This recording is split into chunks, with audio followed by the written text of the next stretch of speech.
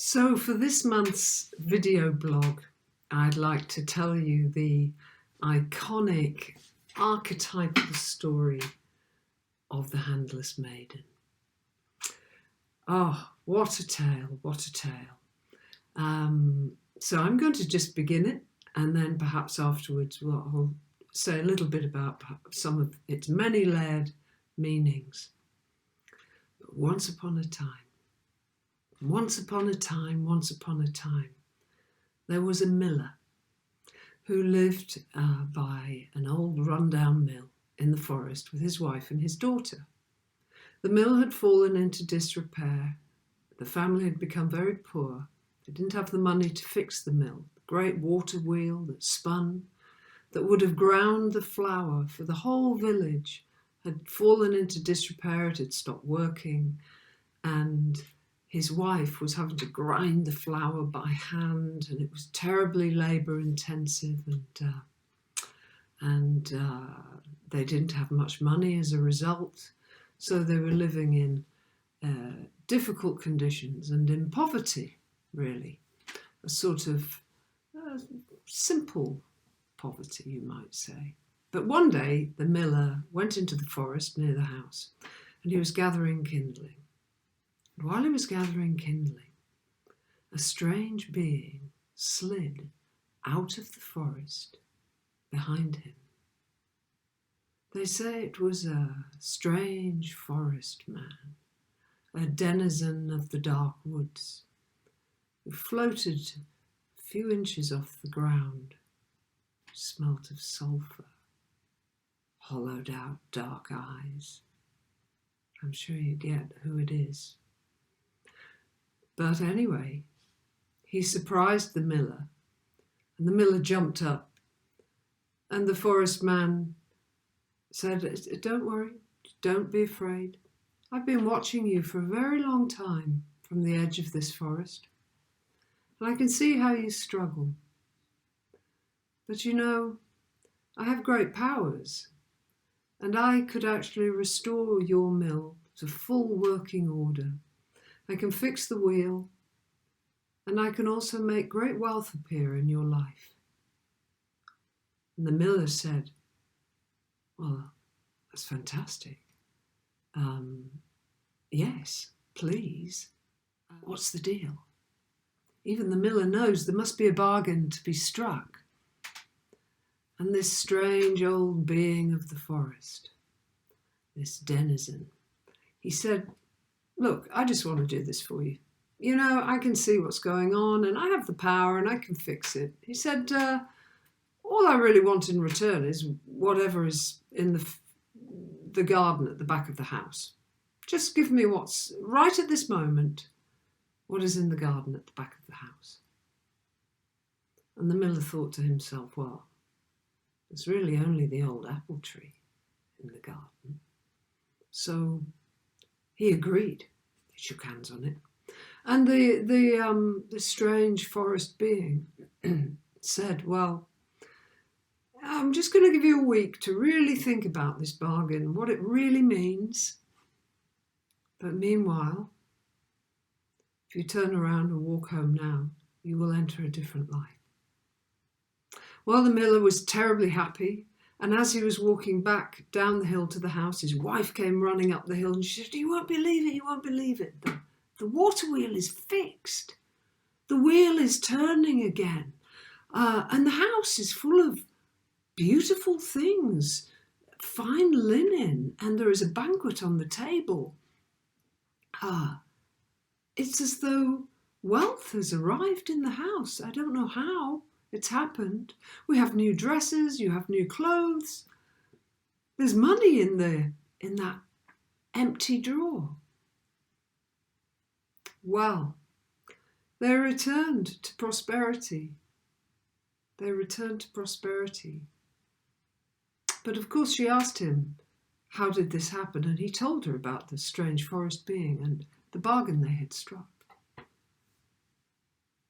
And that he was to let her have what was in the garden. Let him have what was in the garden at the back of the house. And just at that moment, the daughter came from the back garden, and they realised she'd been there all the time, sweeping under the apple tree. And the miller realised with a terrible, piercing, sinking heart that he had traded his own daughter for the devil. Now, of course, a week went by, and the daughter prepared herself. She did not object to the deal that was done. She was glad to see her parents affluent once again, not suffering. Even the village prospered, because they were now grinding flour for the whole village.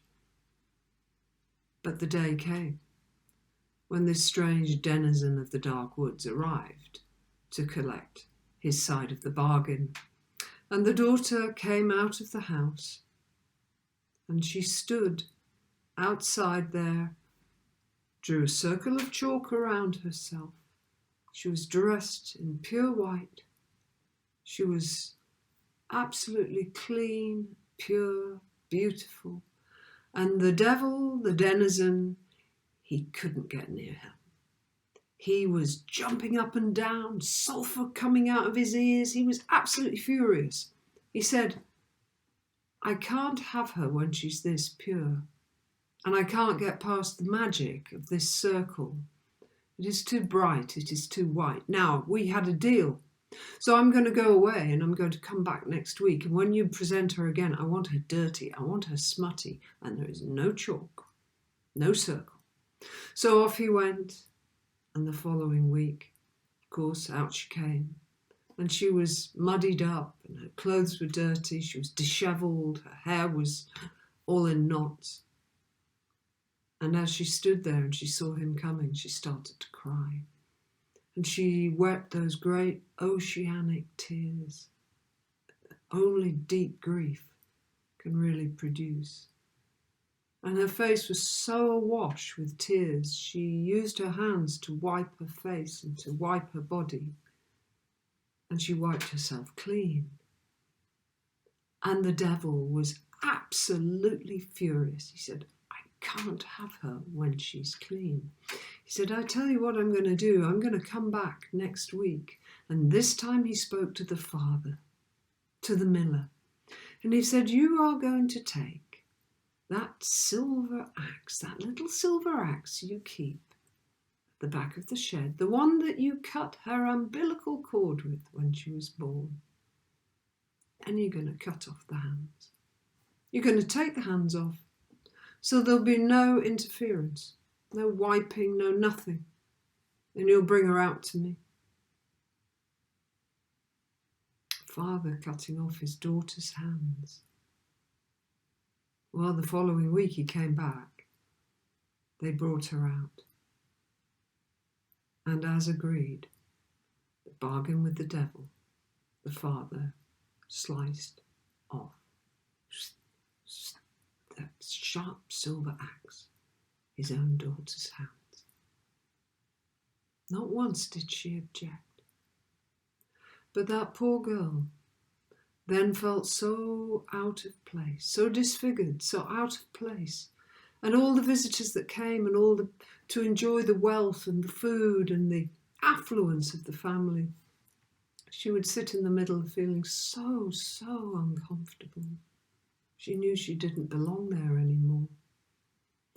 And so one night she left the house and she went to the darkest edge of the forest, where there wasn't even a path, and she disappeared into it. And for years she wandered in that forest, the Handless Maiden. Every now and again, when she was really starving, couldn't even find berries or nuts to chew upon, a bird would come. A bird would come and drop something, a little bit of meat, a little bit of just enough to keep her going.